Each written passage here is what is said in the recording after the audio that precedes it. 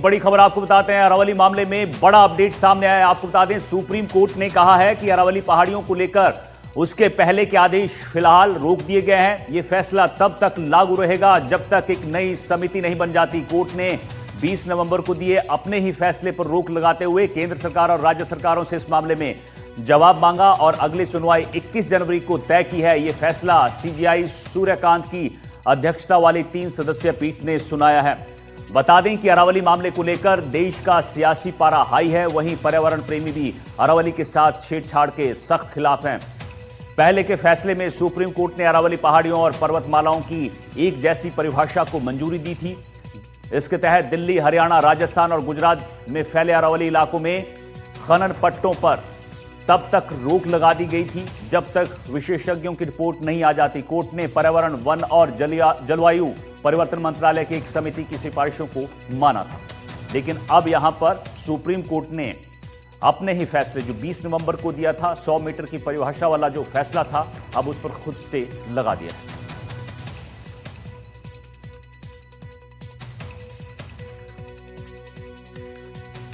तो 21 जनवरी को अगली सुनवाई है और राजस्थान समेत यहां पर 4 राज्यों को नोटिस दिया गया है। तो अशोक गहलोत ने अब अरावली पर बयान दिया है। सुप्रीम कोर्ट के स्टे पर उन्होंने कहा है कि सुप्रीम कोर्ट ने आदेशों पर रोक लगाई है। यह गहलोत की तरफ से कहा है। सुप्रीम कोर्ट के फैसले का हम स्वागत करते हैं और उम्मीद है कि सरकार रिपोर्ट बदलेगी, साथ ही सही रिपोर्ट पेश करेगी सरकार। यह गहलोत की तरफ से कहा गया है। पहले वाली सीईसी वापस आनी चाहिए, डायरेक्ट बात सुप्रीम कोर्ट तक पहुंचाई जाए। मैं युवाओं और सभी को धन्यवाद देता हूं जो इस लड़ाई में साथ आए। पूर्व मुख्यमंत्री अशोक गहलोत की तरफ से अब सुप्रीम कोर्ट के फैसले के बाद ये बयान सामने आया है। जो सुप्रीम कोर्ट ने 2-2 का फैसला दिया है, पहली सुनवाई के अंदर शियो मोटो केस अपने हाथ में लेकर के स्टे किया है, इससे अपने मायने होना ये समझना चाहिए। मैं उम्मीद करता हूँ कि नए सिरे से जो प्रस्ताव जाएगा उसमें स्वतः इस बात का आभास होगा कि सरकार की अप्रोच बदली है पब्लिक इंटरेस्ट के अंदर। माननीय उच्चतम न्यायालय ने 2 अपने फैसलों से पूरे देश की जनता को राहत दी है। आमजन में सुप्रीम कोर्ट के प्रति और विश्वास बढ़ा है। अरावली मामले में जिस तरीके की सुप्रीम कोर्ट का फैसला विशेषज्ञों की समिति के आधार के ऊपर लिया गया था, उससे सरकार के फैसले और विशेषज्ञ समिति की रिपोर्ट के ऊपर पूरी तरीके से सुप्रीम कोर्ट ने रोक लगा दी है और सुप्रीम कोर्ट के द्वारा पूर्व की गई टिप्पणियों पर भी रोक लगा दी गई है। इससे ये स्पष्ट है कि सुप्रीम कोर्ट ने इस मामले को बहुत ही गंभीरता से लिया, जनता की आवाज को सुना, अरावली की पुकार को सुना और अरावली खनन माफियाओं के हवाले होने से बची है।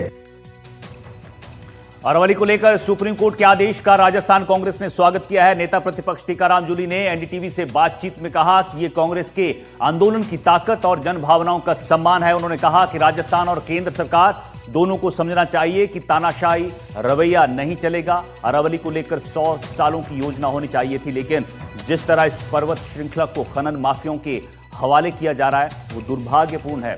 उन्होंने कहा कि कोर्ट ने इस भावना को समझा है।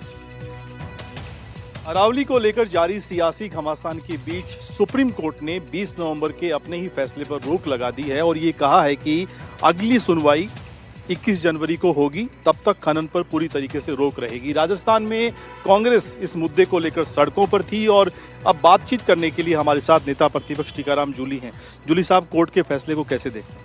मैं स्वागत करता हूं और इस बात का भी मैं धन्यवाद देना चाहूँगा कि माननीय सुप्रीम कोर्ट ने स्वयं संज्ञान लिया इस पे और संज्ञान के बाद जो निर्णय आया उन्होंने अपने खुद के फैसले को भी रोका, क्योंकि सरकार ने जिस प्रकार से उसके अंदर अपनी कमेटी बना के जो रिपोर्ट पेश की थी वो रिपोर्ट ही तथ्यों से दूर थी और उस रिपोर्ट ने ये देखा ही नहीं कि इससे अरावली का कितना बड़ा नुकसान हो जाएगा।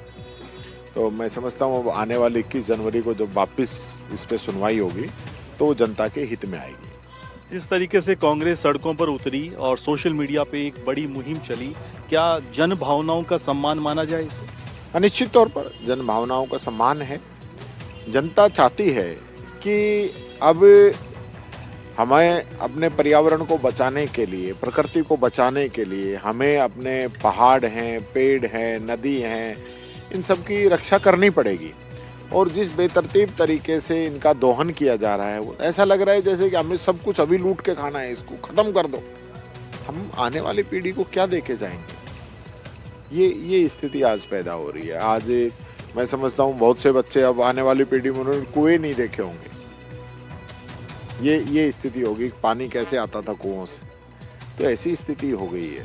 प्लानिंग अगले 100 साल तक की होनी चाहिए। 100 साल की होनी चाहिए। हमें दूसरे देशों से देखना चाहिए, दूसरी पूरी दुनिया में देखना चाहिए।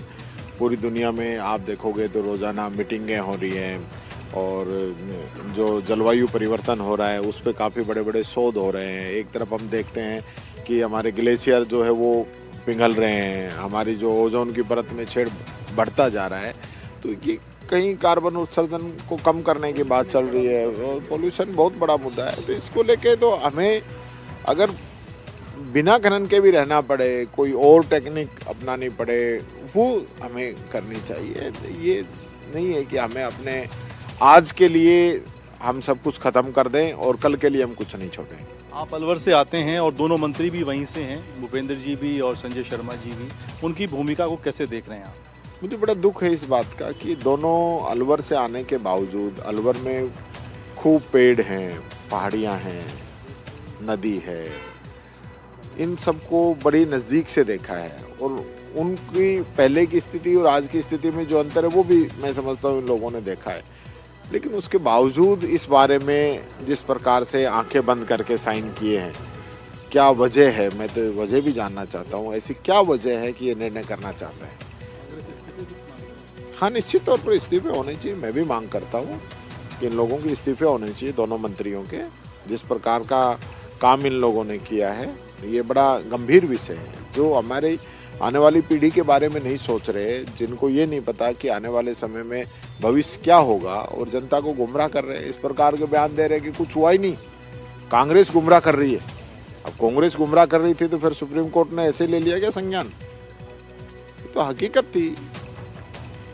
बिल्कुल, बातचीत के लिए बहुत शुक्रिया। कैमरामैन निर्मल के साथ सुशांत पारीक, एनडीटीवी।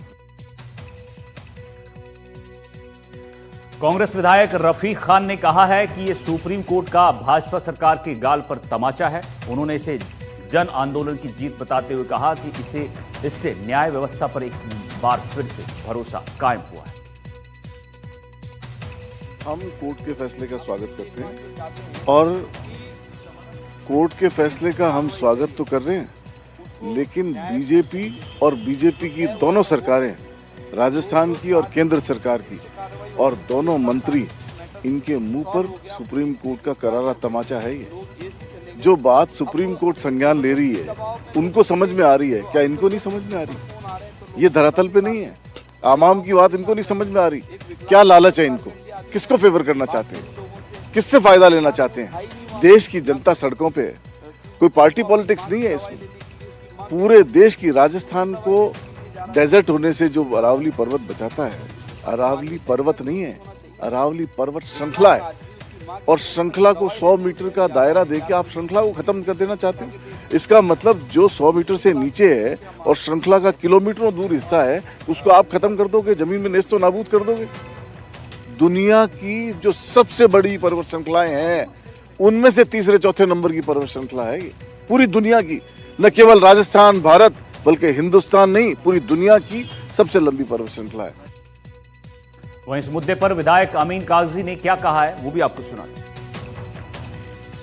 देखिए, निश्चित तौर से आज ये जो सुप्रीम कोर्ट ने संज्ञान लेके और इसको जो हाई कोर्ट का जो ऑर्डर था उस पे जो स्टे किया है, वो कहीं ना कहीं सुप्रीम कोर्ट इस बात को समझ गए कि जो देश में कांग्रेस द्वारा जो आंदोलन छेड़ा गया, चारों स्टेट्स में धरने प्रदर्शन हुए, लोग सड़कों पे उतरे, उसको लेके सुप्रीम कोर्ट ने संज्ञान लिया, स्टे हो गया। और आप देखिए, जो मंत्री वहाँ के हैं उन्होंने सीईसी को ख़त्म कर दिया। एक सीईसी, एक एनजीओज़ की एक कमेटी है जो सुप्रीम कोर्ट बनाता है, उस कमेटी को ख़त्म कर दिया, डिपार्टमेंटल कमेटी बना दी। इस चीज़ को लेके सुप्रीम कोर्ट थोड़ा अपने आप को, माइंडसेट को, उनके लोगों को समझ के सीरियस हुआ। अरावली मुद्दे पर मंत्री जोगाराम पटेल ने कहा कि हमारी सरकार ने अरावली की सुरक्षा के लिए जितना काम किया है वो जो कदम उठाए उतना पहले कभी नहीं हुआ। हमारी सरकार अरावली की रक्षा के लिए पूरी तरह से प्रतिबद्ध है। कांग्रेस के पास कोई विजन नहीं। अरावली में जितनी सुरक्षा भारतीय जनता पार्टी और बनरलाल सरकार ने की उसे किसी ने नहीं की। माननीय मुख्यमंत्री जी के स्टेटमेंट, उनके द्वारा अरावली बचाने के लिए, हरियाली को बचाने के लिए, पर्वतमाला को बचाने के लिए और हमारी जो वर्तमान में परिस्थिति उसको मद्देनजर रखते हुए जो स्टेप्स लिए गए हैं, सभी कलेक्टर को आदेश दिया गया है अरावली में अवैध खनन नहीं होना चाहिए, जो नियमित खनन है उसके अलावा किसी तरह की गतिविधियां नहीं होनी चाहिए। तो इसका तात्पर्य यह है कि हमारी सरकार पूर्ण रूप से अरावली के बचाव में, हरियाली के बचाव में। ये पहली सरकार है जिसके काल में हमारा वन क्षेत्र बढ़ा है, घटा नहीं है। हम अरावली के संरक्षण के लिए कृत संकल्प थे, हैं और रहेंगे।